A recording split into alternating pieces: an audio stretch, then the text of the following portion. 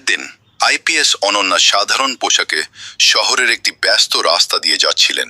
হঠাৎ তিনি দেখলেন এক ট্রাফিক পুলিশ একজন কলেজ ছাত্রীর বাইক থামিয়ে রেগে গিয়ে বলছে, লাইসেন্স ঠিক নেই, এখন জরিমানা না দিলে অন্যভাবে ম্যানেজ করতে হবে। মেয়েটি ভয়ে কাঁপছিল, বলছিল তার কাছে টাকা নেই। চারপাশে লোকজন দাঁড়িয়ে সব দেখছিল, কিন্তু কেউ কিছু বলছিল না। অনন্যা এগিয়ে গিয়ে শাচান্তভাবে বললেন, আইনের নামে এভাবে চাপ দেওয়া ঠিক না স্যার। পুলিশটি বিরক্ত হয়ে বলল, আপনি নিজের কাজে যান, না হলে আপনার নামে মামলা দিব। অনন্যা পুলিশকে এক লাথি মেরে তার নিজের আইডি কার্ড দেখালেন। কার্ডটি দেখার সাথে সাথেই পুলিশটির মুখের রং বদলে গেল।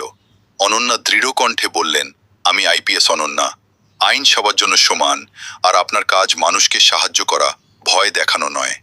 লোকজনের মধ্যে ফিসফাস শুরু হয়ে গেল। কলেজ ছাত্রী স্বস্তির নিঃশ্বাস ফেলল। পরক্ষণেই সেই পুলিশ সবার সামনে মাথা নিচু করে ক্ষমা চাইল। অনন্যা সঙ্গে সঙ্গে মেয়েটিকে নিরাপদে যেতে বললেন। ভিডিওটি ভালো লাগলে অবশ্যই চ্যানেলটি সাবস্ক্রাইব করুন।